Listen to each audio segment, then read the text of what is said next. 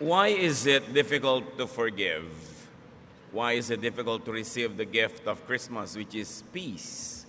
Yan po ang ating pag-aaral ngayon. Accept yourself and others.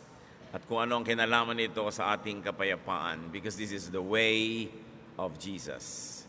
Dear God, thank you for who you are in our lives. Thank you for this extension of life today. And thank you for all the things that you have given us, not only to survive, but also to enjoy life. Patawarin niyo po kami sa mga kasalanan namin. Hugasan niyo po kami at gawing karapat-dapat dahil sa inyong paglilinis.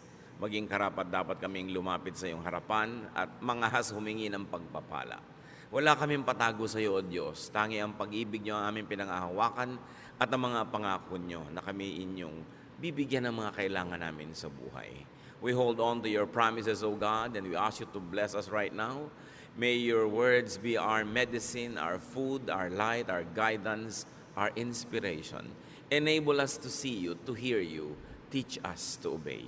Father, we thank you, asking you to bless even those people who are not with us right now. Bless them in your very special and personal way. And may your mercies abound, and as we grow in the knowledge of you, may we become more and more like your Son, Jesus. We thank you, we honor you. Sit on your throne of power and glory and dispense wisdom and blessings to your people. In the name of Jesus, your Son, our Lord, we pray. What is the gift of Jesus? The main gift of Jesus to us is peace. John 14:27, peace I leave with you, my peace I give you.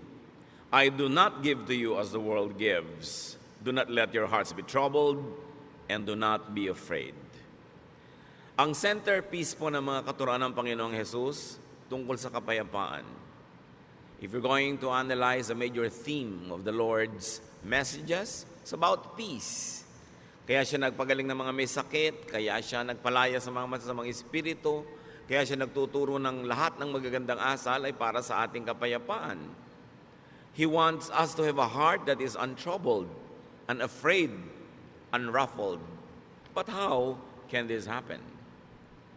When the Lord was born, angels came down to earth and sang glorious songs. Luke 2:13-15. Suddenly a great company of the heavenly hosts appeared with the angel, praising God and saying, Glory to God in the highest heaven, and on earth peace to on whom His favor rests. Isang uri ng kapayapaan ang ibinibigay ng Diyos Ama sa langit sa pamamagitan ng Panginoong Jesus. But this peace is not for the whole world, not for everyone, but for select individuals. The gift of peace is sufficient for all, but not efficient for just anyone. Ito ay kasya sa lahat ng tao, pero hindi nagiging epektibo sa lahat kasi merong dapat gawin ng tao para tablan siya ng kapayapaan na ibinibigay ng Panginoon. And the way of Jesus to peace is to accept yourself and others. Gusto natin magkaroon ng kapayapaan na yan, gusto nating matahimik ang buhay, pero paano ba yun nangyayari? Dapat matutunan nating tanggapin ang ating mga sarili at ang ating kapwa.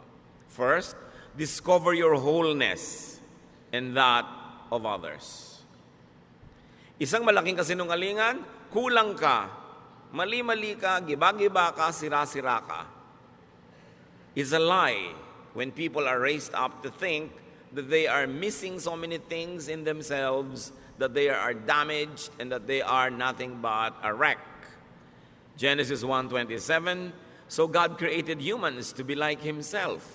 He made men and women. So men are complete, women are complete, people are complete. They're whole, buo, hindi kulang. Essentially, hindi kailangang bawasan o dagdagan kasi napakaganda ng pagkakalikha ng Diyos sa tao. In spite of the much talked about imperfection, in spite of the sins we commit, we are wonderfully made. The foundation of the way we were created, the very foundation and frame of our being is wonderful. Psalm 139:14, I praise you because I am fearfully and wonderfully made. Your works are wonderful. I know that full well. So pinupuri daw nitong mga awit ang Diyos sapagkat ang pagkakalikha sa tao ay sobrang maganda, kahanga-hanga. At lahat ng ginagawa ng Diyos ay kahanga-hanga. There are two troubles, and we'll call them now troubles A and B. Trouble A is about us. It's about me. Trouble A comes when we consider ourselves incomplete. Nagsisimula ang gulo pagka ang trato mo sa sarili mo ay kay kulang. Trouble comes when we reject and do not accept ourselves. Yan ang malaking gulo. Pagka hindi mo matanggap ang sarili mo, tinatanggihan mo, tinatatwa, pinapalayas mo ang iyong sarili. When you deny and reject your genes, your looks, your unique giftedness and talents and circumstance and reality, trouble begins. Pero laging ganyan ay tinuturo sa atin ng lipunan, maging ng relihiyon. Kulang ka, mali ka, marumi ka, sira-sira ka, giba-giba ka. While up to a point that might be true because of sin, but the very foundation and frame of the human being as created by God is wonderful. Trouble comes when we forcefully change ourselves to suit misapplied standards and oppressive expectations. When you're always made to conform. Nakikita ninyo kahit sa mga subjects sa schools, may mga subject na scientific, may mga subject na creative, may mga subject na physical tulad ng PE, may mga subject na naka-incline sa mga numbers, meron naman sa mga social skills. Iba-iba ang kakayahan ng tao, kaya merong iba yung may favorite subject, merong hindi nila masyadong favorite, merong mataas ang grade nila sa subject na yun, merong hindi dito. Bihira naman yung ang taas ang grade mo sa lahat. At yung mga taong matataas ang grade sa lahat, sa school, kadalasan sa practical life, doon naman sila medyo deficient. Sa love life ko minsan, saksakan ng talino sa school, pero pag dumating na sa pag-ibig, di ba? Parang walang alam. Kanya-kanya tayo ng specialties na ibinigay ng Diyos. At hindi mo dapat sinusukat ang sarili mo sa specialty ng iba. Hindi mo dapat kinukumpara ang sarili mo dahil lagi ka lang magiging kulang. Trouble comes when we depend on other people and other things to fill us up. Pag laging kulang ka ang iyong pagtingin sa buhay, ang mangyayari ngayon, sasandal ka at aasa ka lagi sa mga bagay at sa mga tao para ka laging maging kumpleto. At pagka lagi na ikaw ay naniwala na kulang ka talaga, wala kang kwenta, hindi ka karapat-dapat, what will you do all your life? To strive to be liked, to be accepted, to be praised, to be admired, to find your value in how other people measure you. Sa simula pa lang, it's headed for disaster. Kung nagsisimula ka pa lamang sa buhay mo, nang iniisip mo na agad, kailangan mo ng ganito, kailangan mo ng ganon, kailangan mo umasa kay kuya, kay ganito, kay ate. Dahil kulang at kulang ka, ano mangyayari? Lagi kang naiinggit, lagi kang maninibugo, lagi kang kulang. Sabi nga ni Shakespeare, desiring this man's art or that man's scope, with what I most enjoy, contented least. Lagi mong hinahangad yung talento ng iba, galing ng iba, yaman ng iba, at hindi mo makita yung mabuti tungkol sa iyong sarili. So ang lagi mo na lamang hinihingi sa mga tao, come into my life, change me, complete me, fill me, make me whole. At yan ang fantasy ng romance. When a girl is made to feel that she is nothing but a missing rib that has to be found. When a man is always to be made to feel that he has a missing rib that he has to find to complete him. As we have always emphasized, union in marriage makes you one with somebody in a partnership. But even before that partnership, even you don't have that partnership, you are one, you are whole, you are not one half. Yan ang fantasy ng romance at sometimes yan din ang fantasy ng religion. No? Nakalahati ka lang. No, nilikha ng Diyos ang tao buo. Kahit si Adan nilikha niyang buo. Sabi lang ni Lord, it's not good that he's alone. Sabi ka ng kasama para mag-enjoy. Pero isa siyang taong buo. Hindi niya kailangang umasa sa ibang tao para sa kanyang pagiging buo. Anong nagiging bunga pagka tayo ay laging umaasa sa iba? Dependence. And dependence brings about addiction. Kaya yung mga taong emotionally weak, Mai-in-love sa isang tao? Siyempre, sa simula, maganda yung pag-iibigan. Pero kahit yung minahal niya, naging monster na, naging halimaw, inaabuso na siya, kinakawawa, binubugbog, hindi siya makaalis. Kasi addict na siya. Kailangan ko ang tao to feel me, para niya ako pasayahin. Kailangan ko siya lagi. At pag lagi mong kailangan ng tao, what does it lead to? Possessiveness. And of course, possessiveness is caused by jealousy. Or it brings about further jealousy. Kaya yung mga taong sobrang kailangan ng kapwa-tao, seloso. Huwag kang tumingin sa kanya. Huwag kang makikipag-usap doon. Sa akin lang, sa akin lang. Kasi pag nawala ka sa buhay ko, hindi ako mabubuhay.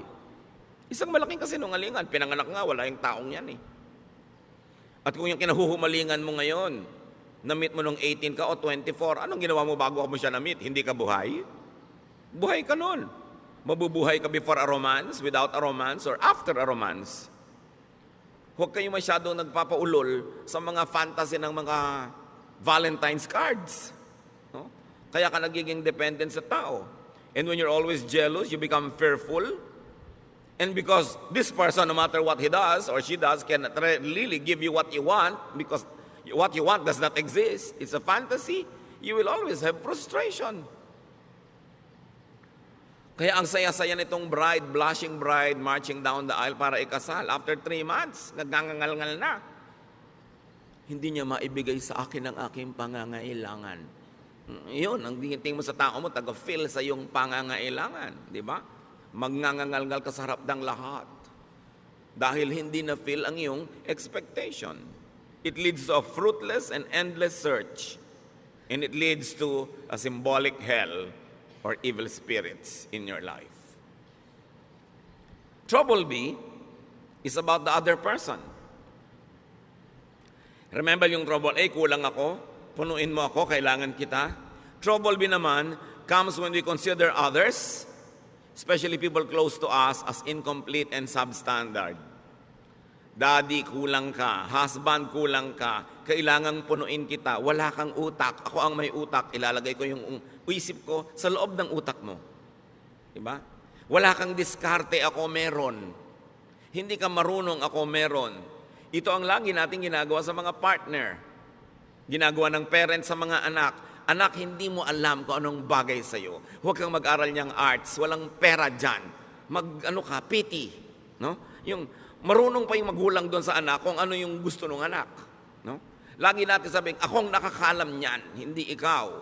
Ang mga sons and daughters, marunong pa rin sila sa magulang nila. Dapat ganitong palakad ng bahay natin, ganitong palakad ng ating mga pamumuhay. Mga kapatid na hindi magkasundo. No? Dahil dapat ganito ka, kamukha kita. Mga magkakaibigan. Huwag mong kainin yan. Ang kakainin natin, yung gusto ko ang tama. Kulang ka, ako puno, pupunang kita. Another lie. Kasi kung puno ka, puno rin yung kapwa mo. Trouble becomes when we reject them or accept them only partially. Mahal mo lang yung anak mo kung kamukha mo. Mahal mo lang yung anak mo kung yung mga talent niya, gusto mo, pag iba na yung talent niya, ayaw mo na siya. So hahanap ka ng ibang anak na paborito na kamukha mo. Trouble comes when we fill other people with ourselves. Hindi dapat ganyan ang kulay na isinusuot mo. Dapat ganito. Hindi dapat ganito. Dapat yung standard ko. Now, when we are raising children, that's all right to set standards. Kasi blanco sila, walang kaalam-alam. Pero oras na yung tao na de-develop na yung personality, we allow them to be how God wanted them to be. Kung paano sila nilikha ng Diyos. Kung ano yung talentong ibinigay sa kanila, yun ang dapat natin silang bigyan ng laya na hanapin nila.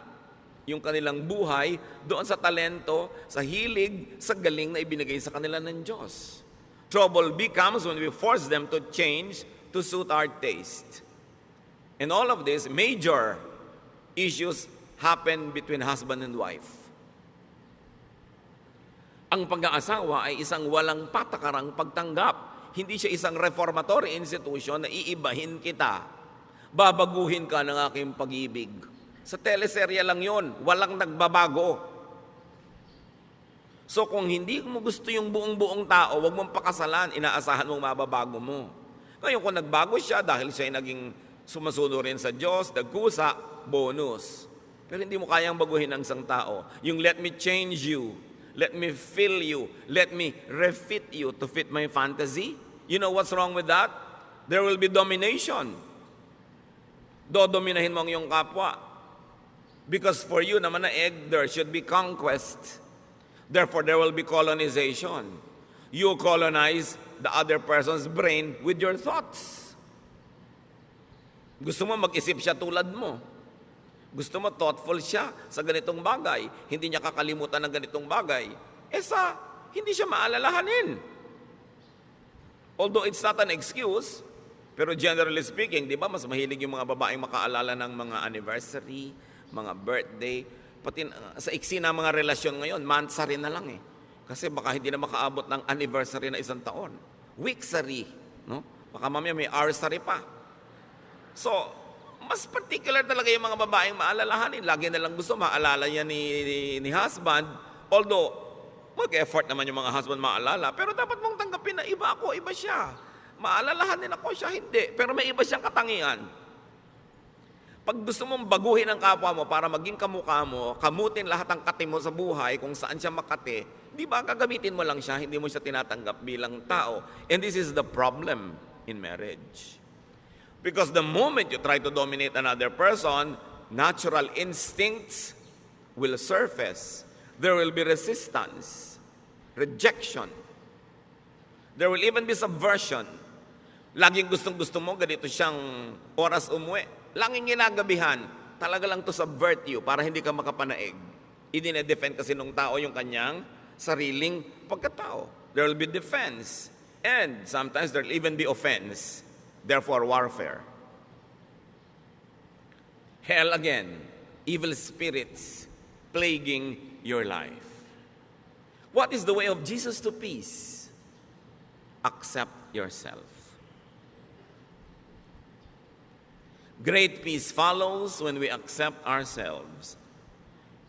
It does not mean that we will not improve ourselves. It does not mean that we will allow ourselves and tolerate ourselves to be sinful and to be wrong and to be substandard. But you begin everything by accepting yourself.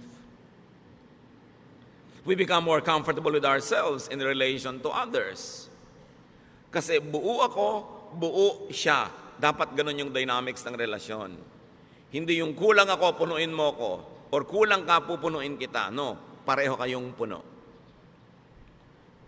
We become more comfortable with ourselves when we are alone.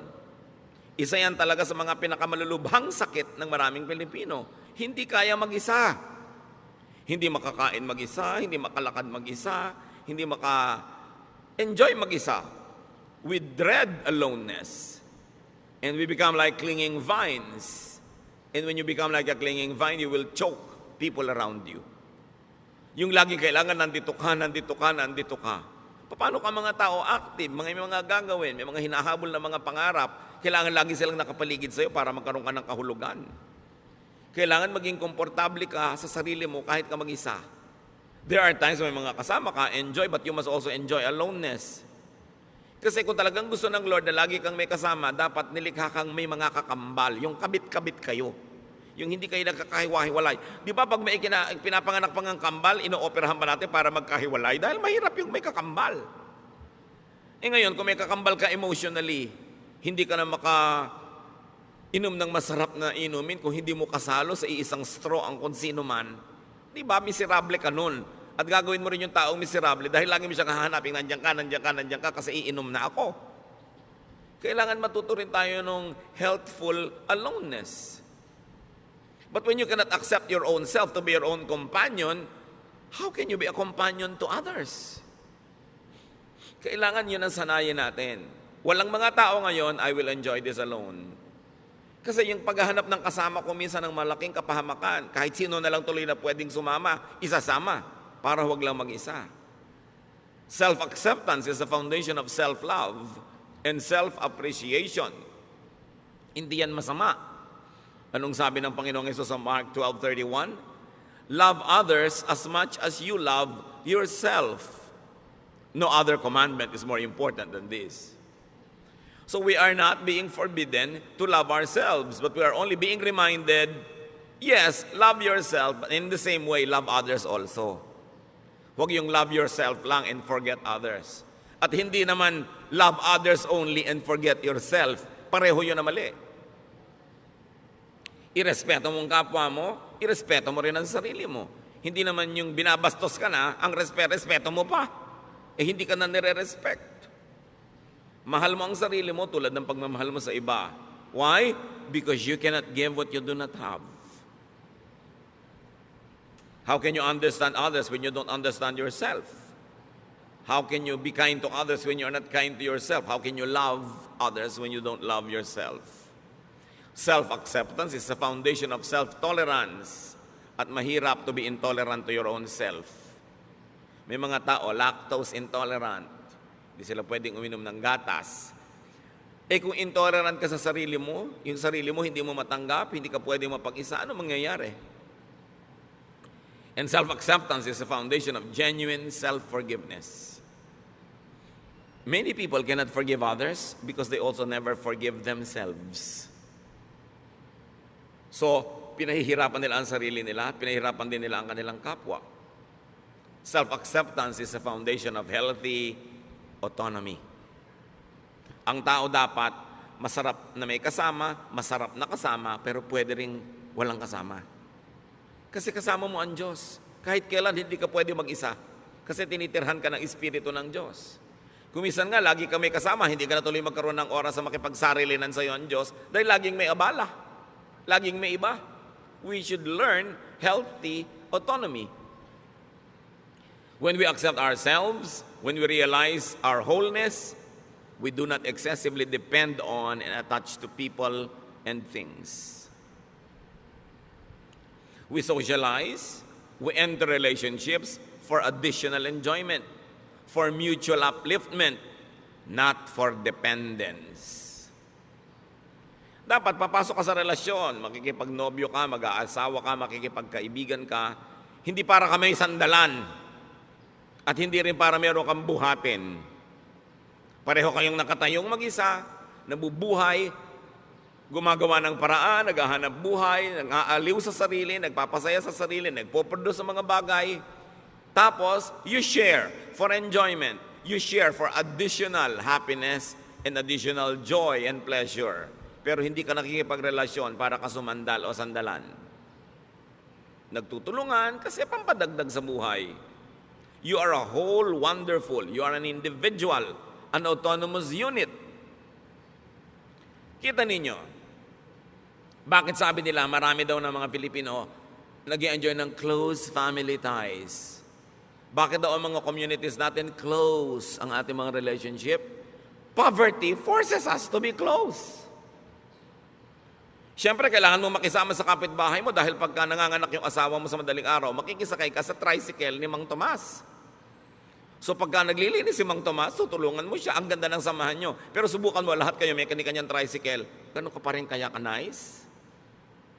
Nakikisama ka sa neighbor mo, nagpapadala ka ng ulam pag nagluto ka, para pag nagluto din siya, mapadalang ka. Pero kung lahat kayo bumabaha sa pagkain sa inyong mga kusina, will you still be that close?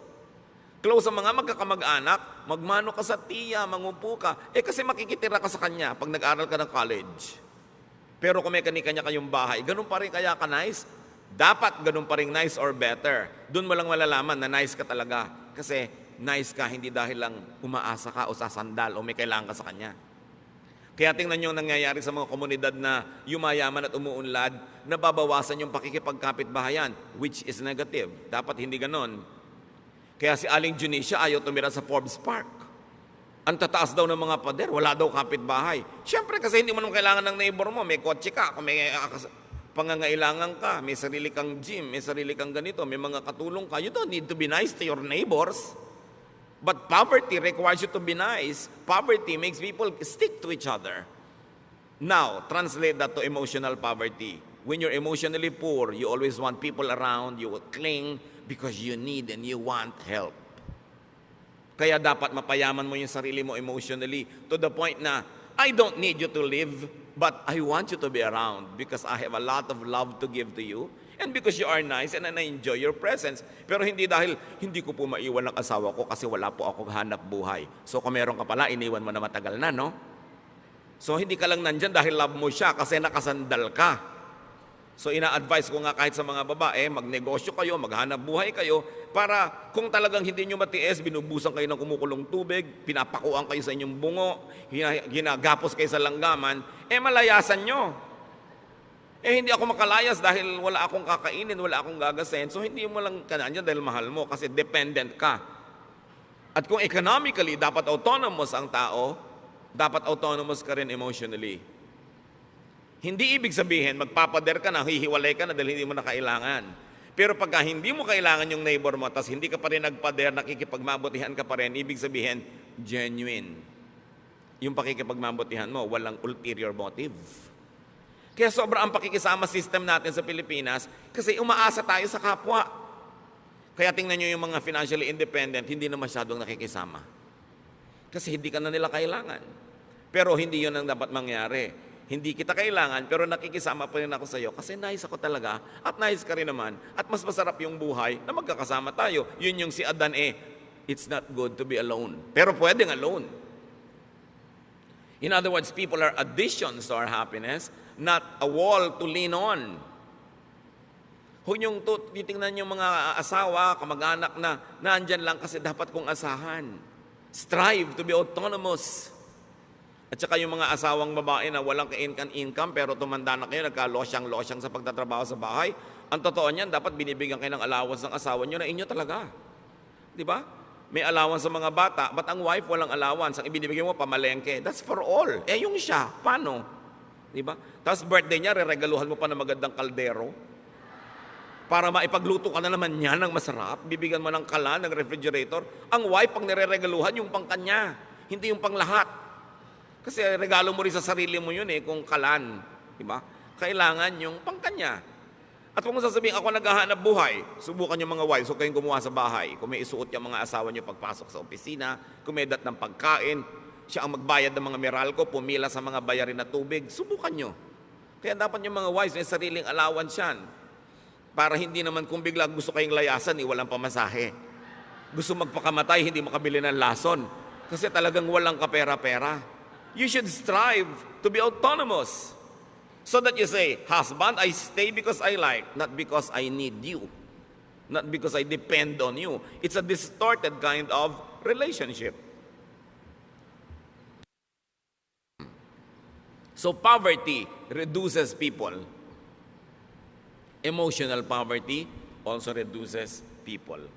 Kaya dapat pinapaunlad mo yung buhay mo economically, pinapaunlad mo yung buhay mo emotionally, kaya mong tumayo sa sarili mong mga paa kasi nilikha ka ng Diyos buo. Tingnan niyo yung babae na nakapanayam ng Panginoon sa balon. Paborito kong karakter na to kasi yung buhay niya talagang tayo yun John 4:15-18.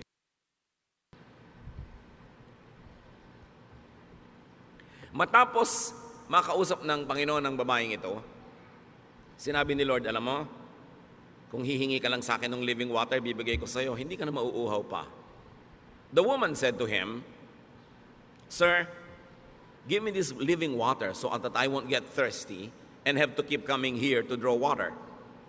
He told her, Go, call your husband and come back. I have no husband. She replied. Jesus said to her, You are right when you say you have no husband.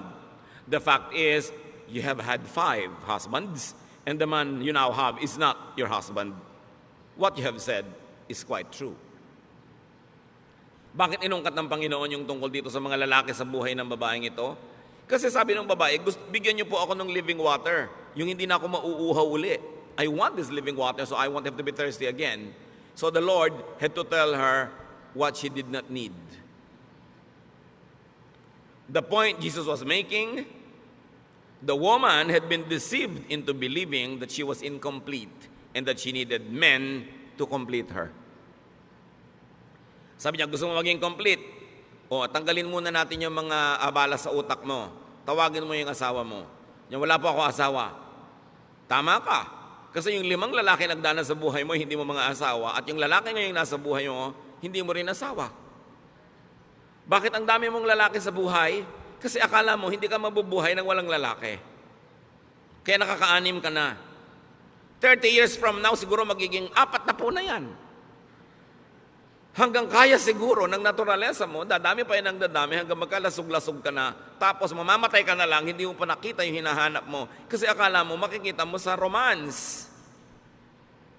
Sabi niya, ang tunay na kailangan mo, nasa kalooban mo lang, kailangan mo ma-rediscover. Dahil yung tubig na yun, nasa loob mo, bukal. Tanggalin mo yung bara para bumalong, lumabas yung tubig, at hindi ka na mauuhaw kahit kailan. Huwag kang umigib kung kani-kaninong balon, sumalok kung saan sa ang ilog, kasi lagi ka lang mauuhaw.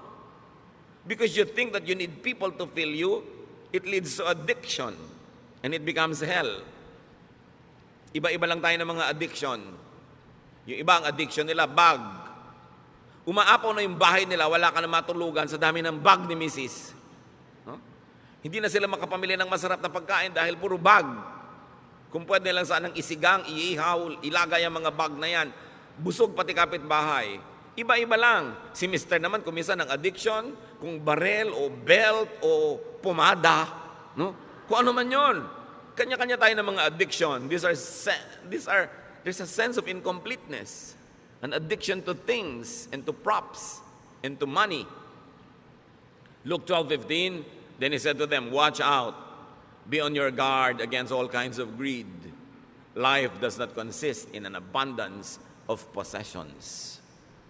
Then, alam nyo, ang buhay, hindi yan pinupuno ng mga ari-arian. At yung possessions na yan, bagay man o tao, tulad ng babae na to, nakakaanim na ng asawa. Sabi, hindi yan ang buhay. People get deceived that they need many things to be whole. Kaya may mga kolekta ng kolekta. Pag tumanda naman, hindi malaman kung ano ipapamana. Kaya kailangan branded, signature accessories. Kailangan expensive bag and shoes. Estudyante, wala pang trabaho. Ang gusto pa yung cellphone, yung ang mahal-mahal. Yung may lumalabas na bread toaster. Anak, wala ka pang kita. Ang yabang-yabang mo na. Tapos yung kayabangan mo, mga estudyante ring tulad mong wala ring kita. Ba't mo kailangan yan? Para kasikat? Marami mga tao, kailangan naman nila bahay. Kailangan ganda-gandang bahay. Napunta na sa bahay lahat ang kinita. Wala nang pinuntahang iba. O kotse. O kuminsan naman, hindi ka masaya sa height mo, talaga naman kahit na madapa ka na, high heels. Kulang pa yung heels dun sa takong, kailangan lagi pa na mag-heels sa toes, kaya talaga nakatungtong ka na halos sa isang hollow blocks. Hindi ka na makalakad. Yung iba talaga hindi kontento sa ilong nila, kailangang taasan, kailangang kitiran, kailangang bawasan ng panga, kailangang bawasan ng baba, kailangang liitan ng mata, etc., etc. Laging kulang. Sign that you don't accept yourself. Ngayon, hindi naman masama yung up to a point, a little improvement here and there, pero yung nanganib na yung buhay mo at namatay ka na sa operating table dahil bina-vacuum ang mga body parts mo, parang dangerous na yun. Anong sabi niya sa 1 Peter 3:3-4? Don't depend on things like fancy hairdos or gold jewelry or expensive clothes to make you look beautiful. Kita nyo yung look. Actually, hindi ka beautiful. You only look beautiful. Sabi niya, be beautiful in your heart by being gentle and quiet. This kind of beauty will last, and God considers it very special. Huwag nyo namang lihim tanggalin yung mga baon-baon yung hikaw. Hindi naman masamang maglagay, pero sabi, huwag nyong iasa ang kagandahan nyo dyan sa mga yan. Kayo, maganda na yung karakter nyo, meron pa kayong konting pampa-enhance, nice. Pero kung nagiging mitya na ng inyong buhay, ang hirap-hirap magbayad at hulugan, titigilan nyo ang mga kahangalan na yan. Saan ganon? Alam nyo ang tunay na magandang babae, sabi yung mabini, yung banayad at tahimik. So anong tawag sa mga madadaldal at maiingay na babae? Bahala kayo. Di ba? Sabi, ang kagandahan niya nandyan, yung matining ang loob, matibay ang loob, maganda ang kalooban. Yan ang gandang pinapahalagahan ng Diyos at yan ang gandang hindi kumukupas, hindi na i-snatch, hindi na nanakaw at hindi huhulugan sa Bombay. Sabi, kailangan ganyan na tinitingnan mong beauty. Timpladong katahimikan. 1 Timothy 6:8-10. So we should be satisfied just to have food and clothes. Ibig sabihin, we should be satisfied with basic things. People who want to be rich fall into all sorts of temptations and traps. Yung rich, pwede niyong palitan ng people who want to be beautiful or sexy or fairy white, o kaya people who want to be tan. Lahat ng gusto niyong palitan sa inyong sarili fall into all sorts of temptations and traps. They are caught by foolish and harmful desires that drag them down and destroy them. The love of money, or you might say the love of other props, the love of cosmetic surgery, causes all kinds of trouble. Some people want money so much that they have given up their faith and caused themselves a lot of pain. Kung kailangan, tanggapin mo yung sarili mo. Kung may konti ka lang may improve na hindi sobrang magastos, hindi dangerous to your health at easy to maintain, pwede. Pero kung magiging pasanin mo sa buhay, yung sa dami ng operasyon mo sa mukha, tawang-tawa ka na, sabi mo pa. Kasi hindi ka makatawa dahil mapipilas yung pisngi mo, parang kawawa ka naman. Di ba? Yung hindi ka na makahinga dahil sobrang diliitan na yung butas ng ilong mo.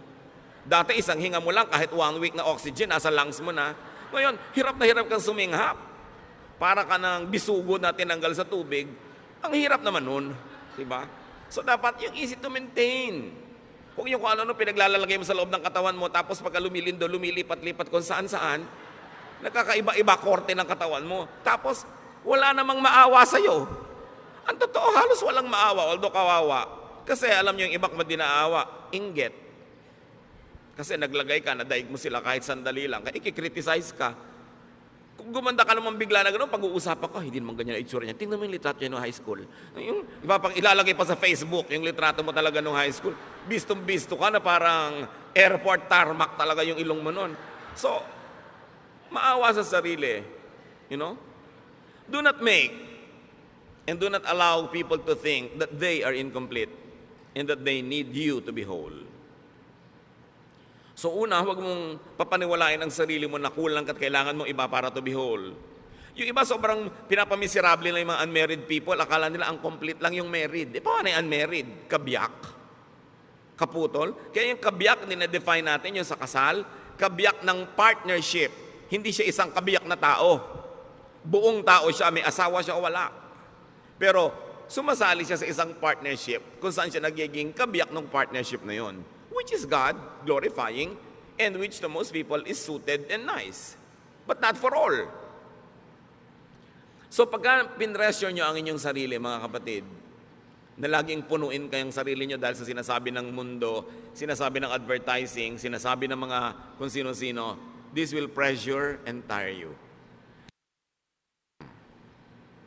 Pagka rin meron kayong laging pinasandal sa sarili nyo, hindi na kayo makakapahinga. This will disempower them also. Kaya yung mga hindi makakain habang wala yung husband, bakit dala ba niya ang lalamunan mo? Diba? Yung ano yan blackmail para umuwi ka sa oras, which is good. Nag-asawa ka rin lang, uwiin mo na maaga para sabay kayo, pero hindi naman yung talagang nakaabang doon at may kandila pa to make you feel guilty dahil wala ka pa. Paano kung talagang wala ka pa? May kailangan kang gawin.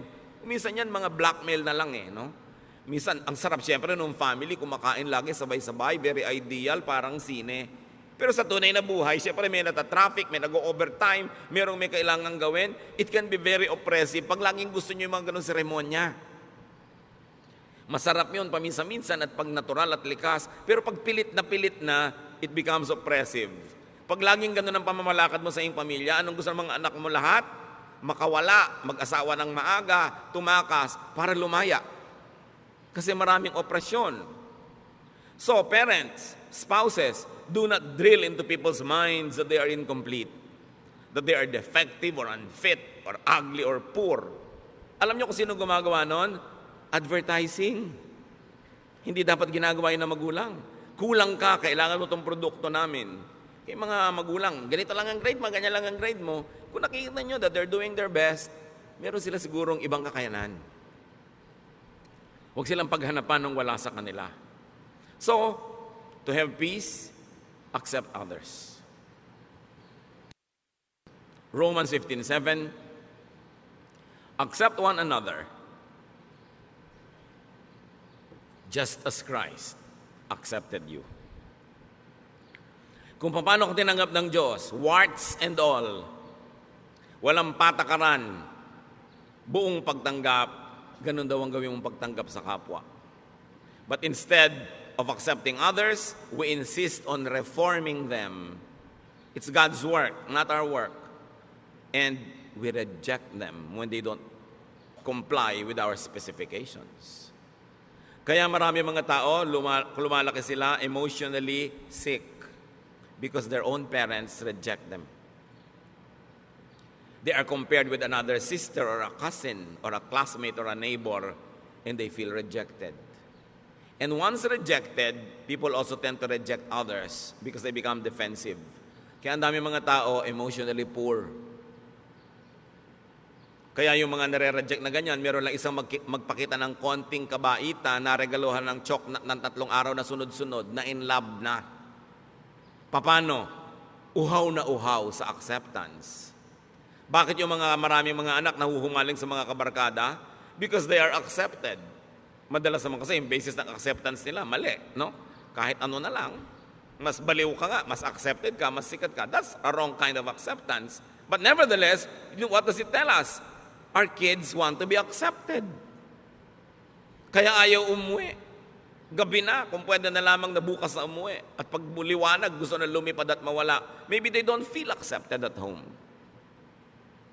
Kasi gusto mo may anak ka na maiparada sa community, maipagyabang. Hindi mo tanggapin, mahalin, linangin yung anak mo kung ano man siya. 1 Corinthians 7:7, sabi ni Paul, I wish that all men were as I am. But each man has his own gift from God. One has this gift, another has that. Sabi niya, kung ako lang masusunod, gusto ko lahat kayo katulad ko Pero, di naman pwede yun. Bawat isa, may kani-kanyang tinanggap sa Diyos na kakayanan. At kung ang Diyos sa kanyang karunungan ay piniling ibigay sa iyo kakayanan A, therefore, wala sa iyo yung kakayanan B, sa iba naman yun ibibigay.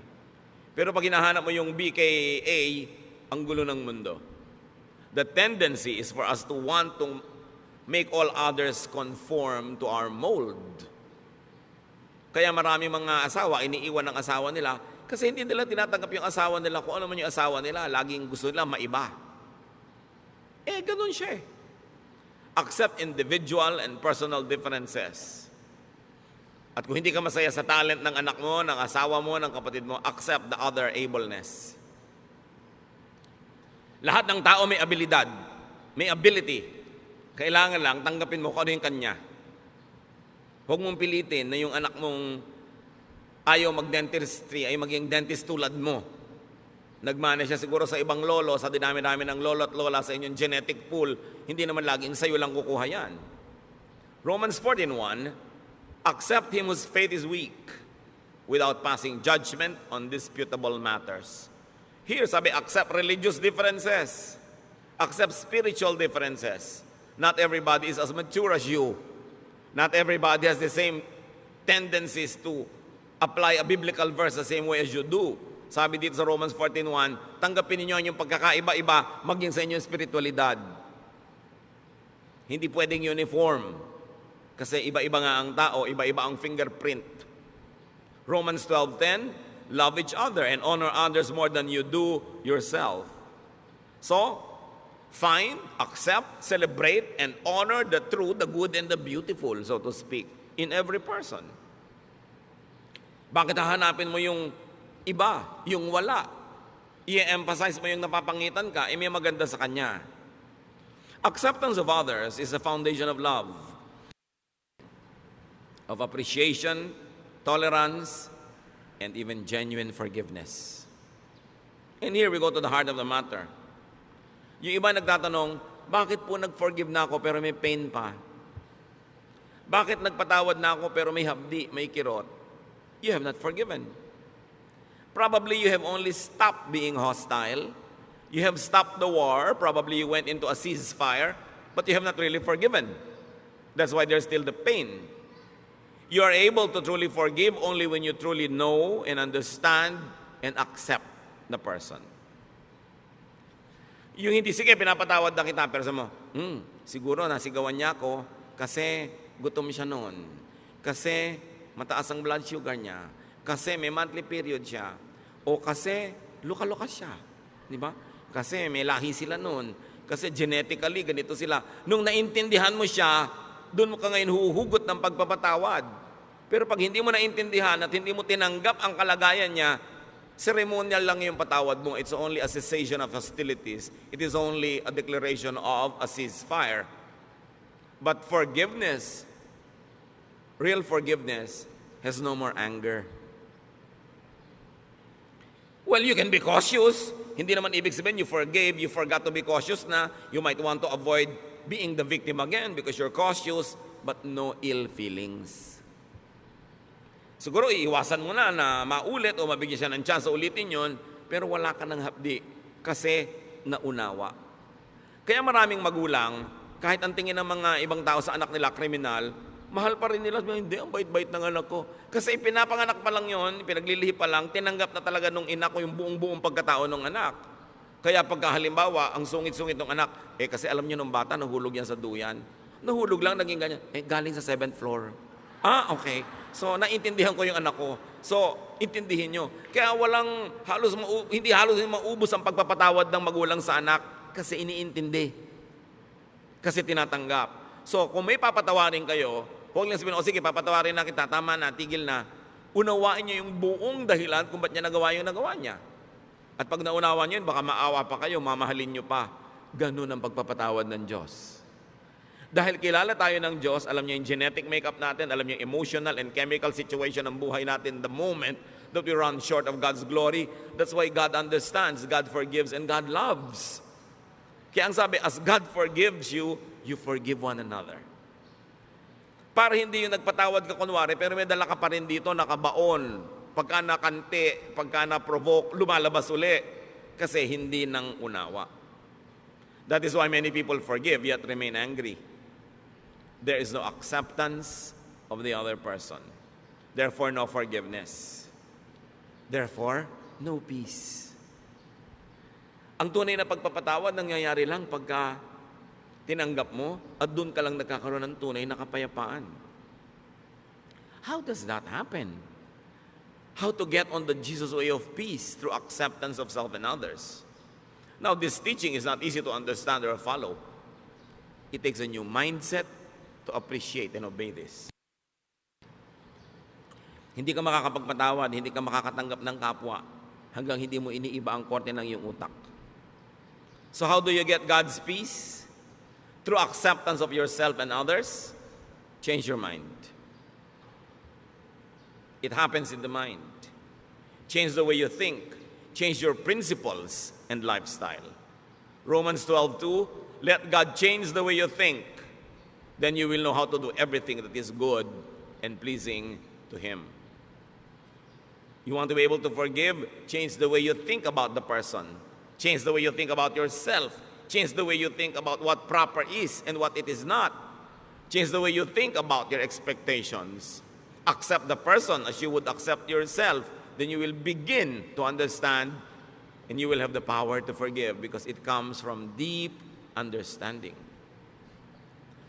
Anong reaction ng mga tao noon kay Jesus sa kanya mga turo na to? Binuhay, tinuturo niya, love your enemy, feed your enemy, forgive. Mark 1:27. The people were so amazed that they asked each other, what is this? A new teaching and with authority. Ya, iba to kakaiba. Libong taon na yung relihiyon nila, hindi naman sila natahimik. Kaya sabi niya, iba to. May kapangyarihan ang kanyang mga sinasabi. It's a new way of thinking. That's why it's a New Testament. That's why it's a new covenant. Matthew 18:3, and He said, I tell you the truth, unless you change and become like little children, you will never enter the kingdom of heaven. So you might want to apply that to eternal security and salvation and exemption from hell. Apply it as much as you want. But I suggest that you also apply it this way, that unless you begin to think in a new way, you will never enjoy heaven on earth. You will never have paradise. You will never have peace. If you insisted on thinking the old way, you can never have the peace that Jesus wants you, because it is a new arrangement, a new idea that requires a new mindset. To have heaven, peace, contentment, rest, one has to be a child again. One has to restart from the beginning. One has to be reprogrammed. In a manner of speaking, one has to be born again. To rediscover, revive, and nourish God's reign in his or her heart. Kailangan madiscover mo uli yung sarili mo na, oo nga pala, doon sa kaloob-looban ko, ako'y isang buong tao. Nilikha sa wangis ng Diyos, na ang Espiritu ng Diyos ay nananahan sa akin. Ba't kailangan kong humanap ng pag-ibig, ng pagmamahal, ng kasiyahan sa iba? Kailangan munang pumasok ako sa loob ko. I must travel into me, discover what God has placed there, nourish it, and let it sustain me. And when I'm already overflowing with love and kindness and goodness, because I've already known and accepted myself, and I know God is in me, then I will socialize with people, I will relate with people, because in that case, I will be full of kindness, not just full of wicked expectations. That I am full, and the other person is full, and I respect his fullness, and we're together to have a better life, because together we can make a beautiful world. But I will not intrude into and colonize this world to make it beautiful in my terms. Pagka ganun ang iyong asal, people will love to have you around. And you will love to be around people. So change your mind unto peace and restfulness. Matthew 11:28-30. Sabi ni Lord, "Come to me, all of you who are weary and burdened, and I'll give you rest." Pagod na kayo? Pagod na ang puso nyo? Pagod na kayo magalit? Pagod na kayo magsikap magpatawad? Pagod na kayo na matahimik ang buhay nyo? Pagod na kayo sa paghahanap ng mga pangarap nyong pag naabot nyo ay biglang naglalahong parang bula? You're tired of chasing rainbows? You're tired of repairing all the broken toys in your life which never get fixed? Come to me. I'll give you rest. Learn from me. For I am gentle and humble in heart, and you will find rest for your souls. So you don't learn from others. Don't learn from other isms and ideas and philosophies. Learn from me, for my yoke is easy and my burden is light. So paano malalaman kung galing kay Jesus? Magaan. Hindi mahirap sa loob. Kahit hirap yung katawan mo sa pagsunod, hindi hirap ang loob mo. Magaan. The kingdom of God is restful, easy, and light. So peace, restfulness equals heaven on earth. And it is in accepting yourself and others. Habang hindi mo tinatanggap ang anak mo, asawa mo, magulang mo, kapatid mo, lagi kayo magtutunggali. Lagi kayo magko-contest. Mag-uunahan kayo kung sinong masusunod, kung sinong mananalo, kung sinong mananaig. Stressful yan. Hindi ganyan ang buhay. When you accept yourself, you relax. You become less demanding and suffocating. And you become nicer and more open, more accepting. And when you accept others, you also relax. You become less intrusive, less judgmental and demanding. You become more forgiving. And they too relax. Everybody relaxes, masaya ang buhay. Deep and real forgiveness comes from unconditional acceptance and understanding. Change your mind, and this can happen. Kaya kami problema sa asawa mo, may iniisip ka, hindi yun ang natutupad. May iniisip din siya, hindi yun ang natutupad. So ba't di nyo nalang palitan ang iniisip nyo? Kasi hindi nyo naman kayang palitan yung asawa nyo. Hindi nyo naman kayang palitan ang pagkatao niya. Palitan nyo na lang yung iniisip nyo, hindi sasaya kayo. Kaya ang sabi ng anghel, peace on whom God's favor rests. Kaya sinabi natin kanina, peace is not for everyone. Peace is not for the whole world. Well, it is efficient for all, or sufficient for all rather. It is efficient only for those who would appropriate it, those who would accept it and live by it. Ang kapayapaan ay hindi para sa lahat. Ito'y para lang doon sa willing na baguhin ang kanilang pamamaraan ng pag-iisip, baguhin ang style nila sa buhay, tanggapin ang mga sarili nila and improve from there, tanggapin ang kapwa nila, hanapin kung ano yung totoo, maganda at kaibig-ibig sa kapwa, contribute goodness to others, but do not colonize their minds, then there will be peace on earth. Ano mga kapatid, ang hindi nyo matanggap tungkol sa sarili nyo? Hanggang ngayon, tanggapin nyo na, huwag kayong tatayo dyan, ang di nyo pa tinatanggap. Kasi sayang naman ang pagod na lalamunan ko dito. Diba? Kailangan tanggapin nyo yan. Kasi sayang din na magiging pagod yun noong araw at patuloy pa magiging pagod nyo habang buhay. Itinatago nyo yung kung anong totoo sa buhay nyo, ba't di kayo magpakatotoo? Diba? Yung lalo kung may edad na, huwag na kayo masyadong magkapal ng foundation. Lagi nakahalata kasi pagtawa nyo, nagkakrak-krak dito. Para kayong moryones. Diba? Yung manipis na lang. Ganun talaga tumatanda ang tao. Diba? Alangan namang tumanda ka, mukha ka manyika. Mapagkakamalang kang mangkukulam. Dahil ba't hindi tumatanda ang itsura mo, tanggapin nyo lahat yun. Accept the force of gravity. It rules us all. So, natural lang yun. Tanggapin nyo yan. Yung mga asawa nyo, tanggapin nyo talagang lumalaki na ang tiyan ni mister. Hindi ba? Pagka naman lumiliit yung tiyan niya, ninenervyos kayo, baka may nililigawang iba. Yung tanggapin nyo yung anak nyo. What about you? Can't you accept? Accept it. Kasi yan kayo eh. Para kayo matahimik. Now, if you want to improve, improve. Now, accept everyone else around you. Gusto nila mag-improve? Pwede siguro kayo mag-suggest, magbigay ng konting mga clues how you might want to contribute to that growth, but don't impose. Huwag niyong pilitin. Bigyan niyo siya ng space niya, ng time niya, para hindi kayo layasan at layuan. Kasi ang tendency ng tao, pag kinocolonize natin yung brain nila, gusto nilang lumayo. Kaya maraming maaga nag-aasawa. Walang kamalay-malay yung magulang, gusto lang pala talang takasan ng anak nila. Hindi lang maamin. Kasi nadodomina. Napipilipit sila, yung nawawalan sila ng pagkatao, ginagawa sila mga manyika. Ginagawa sila mga puppet. Kailangan palayain mo ang kapwa mo. Kahit mo siya pakain. Kahit mo siya dependent. Dahil lahat naman tayo, pakain lang ng Diyos. No? Talagang lahat naman ng mabubuting bagay sa Diyos din ang gagaling. So, dapat I volunteer to accept you. Hindi yung you must accept me. Baligtad yun, ha? Yung pagtanggap sa kapwa, bino-volunteer mo yun, but you don't demand to be accepted. Dahil pag i-demand mo, i-demand din niya, magkakagulo uli ang mundo. That has to be volunteered.